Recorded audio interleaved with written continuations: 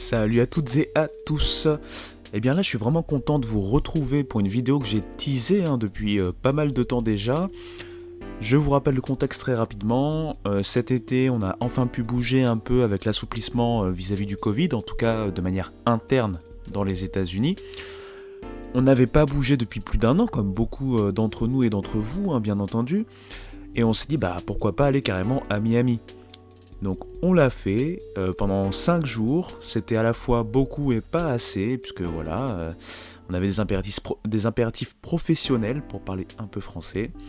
Enfin bref, là je vous raconte ma vie comme d'habitude, mais on va parler du coup de Miami, on va parler également de Miami Beach. Il faut savoir que ce sont deux villes différentes du county de Miami-Dade, ou Miami-Dade, si vous voulez vraiment qu'on parte jusqu'au bout dans l'accent anglophone américain. Mais bon voilà, comme d'habitude je blablate beaucoup trop. On va y aller, c'est parti.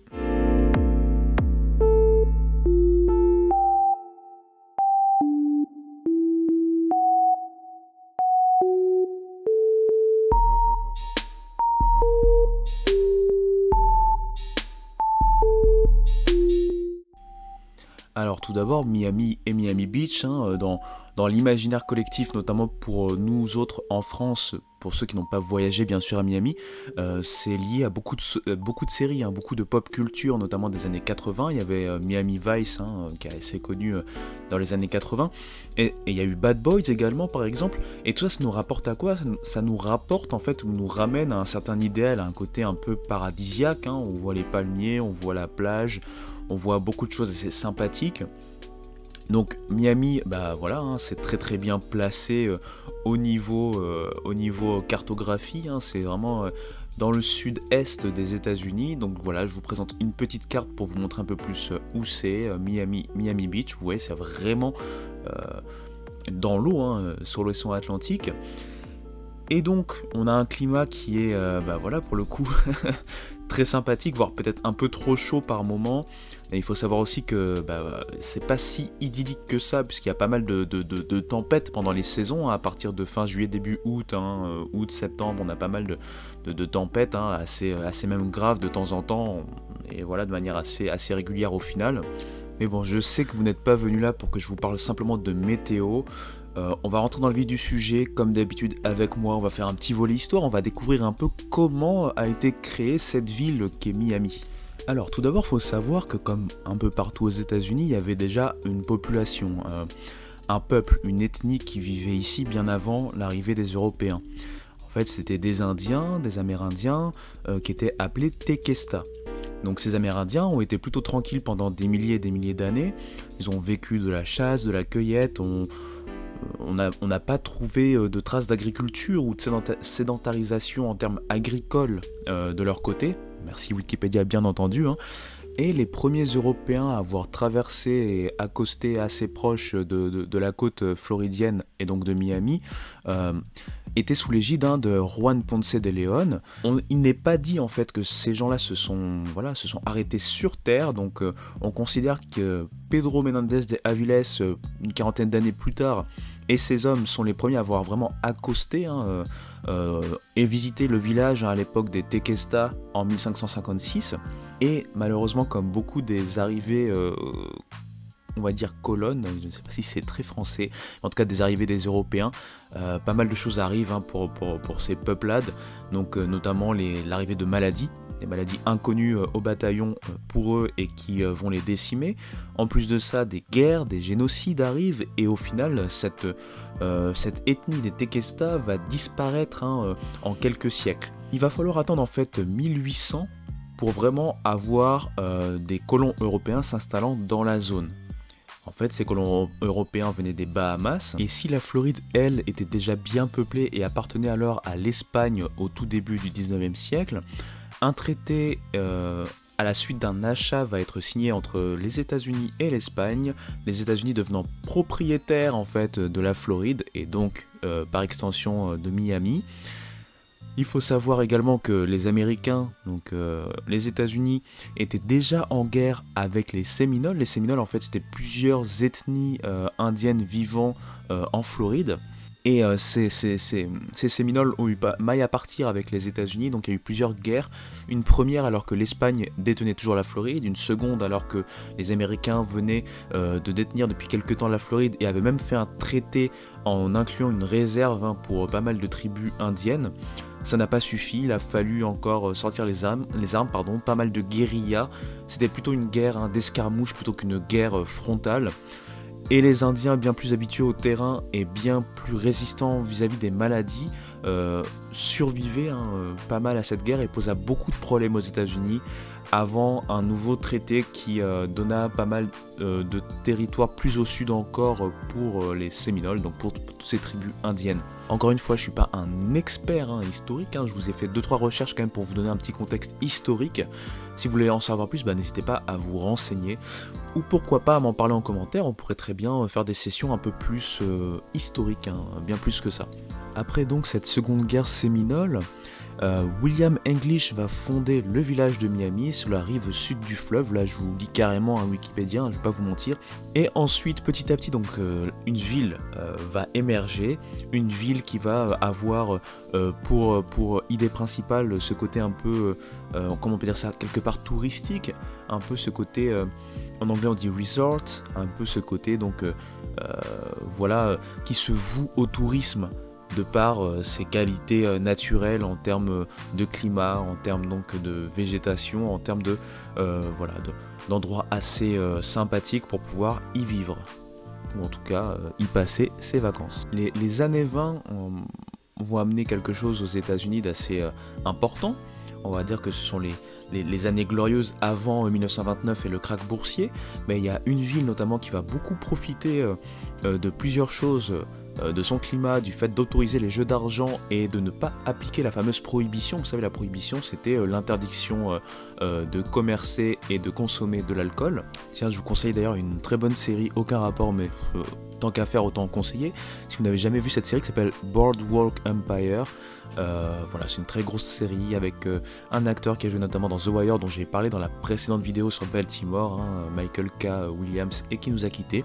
Bref, c'était une petite aparté, mais surtout la ville de Miami va connaître quelque chose d'assez important et qui va influer encore plus sur sa culture, sur ce qu'on connaît de Miami actuellement.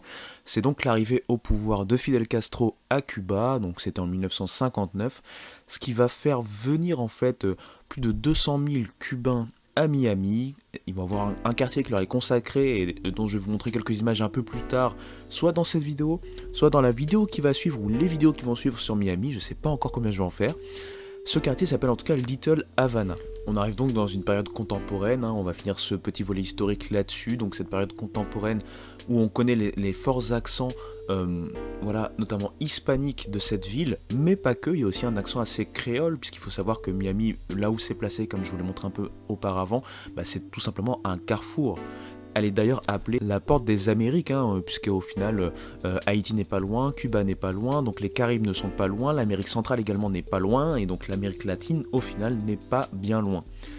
Donc voilà, c'est un véritable carrefour, cette ville, et donc ces villes au final, puisque je parle également de l'extension Miami Beach, voilà, respire en fait l'accent hispanophone, quand on s'y promène, quand on y va, notamment rien que à l'arrivée à l'aéroport, qu'on a pris notre Uber, en fait on est tombé sur un chauffeur qui ne parlait qu'espagnol, et ça a été souvent le cas lorsqu'on s'est déplacé en Uber. Donc voilà, voilà pour le petit volet histoire. Comme je vous l'ai dit et je le rappelle à chaque fois, si vous voulez qu'on fasse des choses un peu plus focus sur des aspects précis de l'histoire de telle ou telle ville aux États-Unis, que ce soit lié au sport ou même à l'histoire en général, n'hésitez pas à m'en parler en commentaire, en message privé, etc.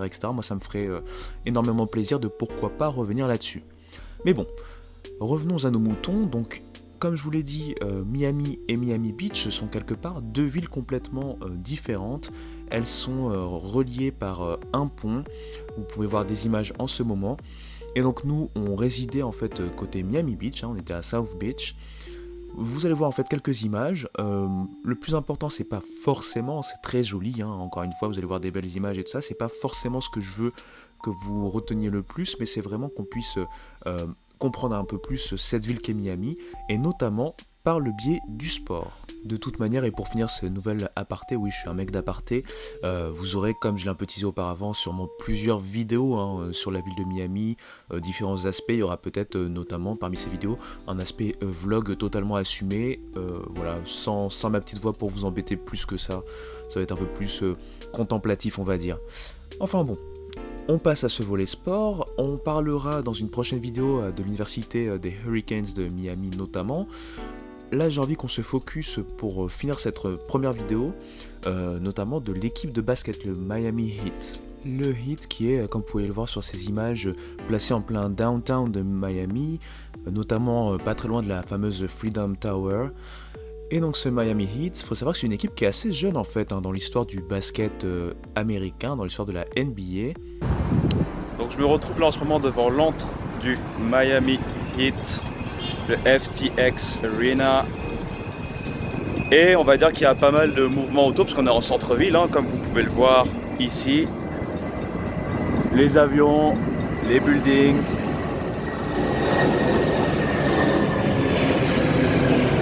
Et voilà, donc on fait un petit tour à Miami, on est nous logés à Miami Beach. Vous m'entendez certainement pas, je parle un peu dans le vent, mais c'est pas très grave, c'est parti.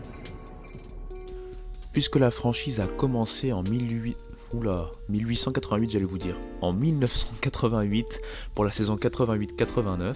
Et malgré sa jeune histoire, c'est une franchise qui est déjà parmi les franchises les plus victorieuses de l'histoire quelque part, puisqu'ils ont déjà 3 titres en très peu de temps. On se rappelle du titre de 2006 avec le jeune Dwayne Wade de l'époque emmenant les vétérans comme Shaquille O'Neal, Alonzo Mourning, Gary Payton. Il y avait également Jason Williams pour ceux qui se rappellent de cette période magnifique. En 2006, donc ce premier titre, après avoir été mené 2-0 par les Mavericks de Dallas, les Mavericks de Dirk Nowitzki à l'époque. Puis on se rappelle bien sûr beaucoup plus récemment de la période des Tres Amigos avec LeBron James, Dwayne Wade donc encore une fois, et Chris Bosh, ramenant notamment 2 titres à la franchise, et notamment le deuxième qui a été lors d'une finale très serrée avec le fameux shoot de Ray Allen, on le reconnaît tous. Mais bon, moi j'ai pas trop envie de vous parler de choses qu'on connaît déjà. What did I say? Did you hear what I said? I heard what I said because I was standing there when I said it. J'ai envie de vous parler du début de la franchise et donc d'un joueur qui a été en fait le premier gros joueur en fait, puisque ça a été un joueur drafté par le Heat en 1989, il s'agit de Glenn Rice. Alors, pourquoi vous parlez de Glenn Rice alors que j'aurais pu vous parler de Tim Hardaway, d'Alonzo Mourning, même de Dwayne Wade, et j'en passe. Pourquoi parler d'un joueur qui au final reflète un peu les saisons de vache maigre, les premières saisons très délicates et très difficiles du Heat de Miami? Bien parce que pour moi ça reste quand même un joueur qui aura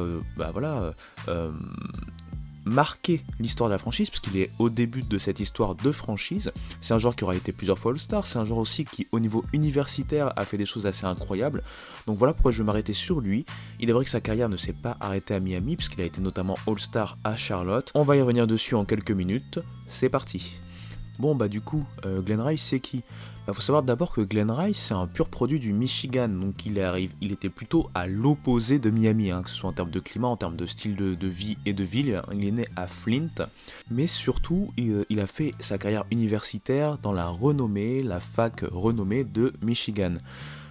Non seulement il y a fait toute sa carrière, mais il a aussi été un joueur incroyable dans cette fac qui a quand même une grosse histoire en termes de joueurs de basket, puisque pour rappel, il y a eu l'ancien coach de Houston, Rudy Tomjanovich, qui y a joué et qui en plus était un joueur marquant, un joueur légendaire de cette fac dans les années 70, il a même terminé meilleur rebondeur de cette fac, il est parmi les meilleurs scoreurs de l'histoire de cette fac. Il y a eu d'autres joueurs notamment plus contemporains encore que Glenn Rice comme le fameux Fab Five, je rappelle notamment Jalen Rose y était, comme Chris Webber, ce sont des joueurs qu'on ne présente plus pour ceux qui connaissent bien la NBA. Eh bien Glenn Rice il a quand même terminé meilleur scoreur de tous les temps de cette fac de Michigan, donc devant tous ces joueurs là notamment. Et en plus de ça, il a remporté un titre en 1989, l'année où il termine, donc son année senior. C'est un titre qui est encore plus record puisqu'il avait battu le nombre de points lors du tournoi final, lors de la March Madness. La March Madness, je rappelle en 30 secondes, c'est un tournoi qui amène les 68 meilleures équipes de l'université, des universités américaines. Et en fait, elles se battent pour le titre suprême sur un match. Donc c'est vraiment élimination directe, tour par tour. Et donc lors de ce tournoi un peu fou, bah voilà, Glen Rice, il a marqué de son empreinte l'un des tournois, le tournoi de 1989. Donc, on voit qu'à Michigan, il a fait le tour, il a fait tout ce qu'il pouvait faire dans son état. Et donc il est drafté par le Heat en 1989, comme je l'ai dit. Et là, dès son année rookie, on voit là ce qu'il avait déjà montré au niveau universitaire, c'est-à-dire que c'est un shooter. Un shooter racé qui termine à plus de 13 points de moyenne sur sa première saison. Dès sa saison sophomore, il est à plus de 17 points de moyenne. Et lors de toutes ces années en fait au Heat de Miami, il va osciller aux alentours des 20 points de moyenne avec une pointe à 22 points. Bah, si au niveau individuel du coup c'est un joueur vraiment établi en NBA, voire un très fort joueur, on se rend compte qu'au niveau collectif c'est pas trop ça pour le Heat, puisque lors de ces 6 saisons avec cette franchise, ils ne vont aller au playoff que 2 fois. Et en plus à chaque fois qu'ils y sont allés, bah, au final ils n'ont fait qu'un tour, ils n'ont même pas passé le premier tour. Malheureusement, son histoire, son idylle avec Miami se termine donc assez vite, en 1995. Et en fait, aux Hornets de Charlotte, là par contre, il va exploser sa moyenne avec un record en 96-97 à 26,8 points. Il va être All-Star lors de ses années à Charlotte. Il va en plus remporter le MVP du All-Star Game, c'était en 1997. Saison 96-97 d'ailleurs, qui le verra terminer 3e meilleur marqueur, derrière bien sûr Michael Jordan et Karl Malone. Donc, après ces saisons à Charlotte, il se retrouve aux Lakers, et aux Lakers, il va notamment terminer champion lors de la saison 99-2000. Il va ensuite, en fin de carrière, finir aux Knicks, aux Rockets, et pour terminer aux Clippers de Los Angeles. Il prend sa retraite en 2004, passant au final 15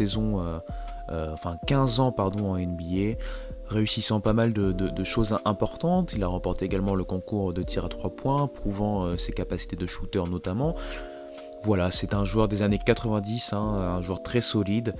Pas un Hall of Famer, mais quand même un joueur qui a marqué son époque, un joueur qui a été quand même important dans le titre des Lakers de 2000, il ne faut pas l'oublier. Et qui au final a été l'un des premiers gros joueurs en fait du Heat de Miami dans sa jeune histoire. Bon, bah alors je suppose que vous êtes toujours là, j'espère en tout cas. Bah voilà, c'est une première vidéo, on va faire quand même moins de 20 minutes. C'est une première vidéo sur Miami, voilà, un peu d'histoire et puis un focus sur un joueur en particulier d'une franchise maintenant devenue mythique malgré sa jeune existence en NBA. On va continuer dans les prochaines vidéos de parler un peu sport, de vous montrer un peu plus d'images via des vlogs. On va parler également et faire un focus sur la fac de Miami, les Hurricanes de Miami, dans une prochaine vidéo également. Donc voilà. Première vidéo sur Miami, qui en appelle d'autres, ne vous inquiétez pas, je pense sur tout ce mois d'octobre, vous allez en bouffer du Miami. Donc je vous remercie encore une fois d'être de plus en plus nombreux à suivre les vidéos, même s'il y a beaucoup de gens qui ne sont pas forcément abonnés. Bah, si jamais vous êtes là et que vous vous reconnaissez, abonnez-vous. You sound like a nagging wife. I'm a nag. Ça serait sympa, partager, enfin voilà, je vais pas vous dire tout ce que vous devez faire, j'imagine bien que si ça vous plaît, bah, vous le partagez aux gens autour de vous. Donc voilà, ça me fait vraiment plaisir de pouvoir continuer ce genre de choses.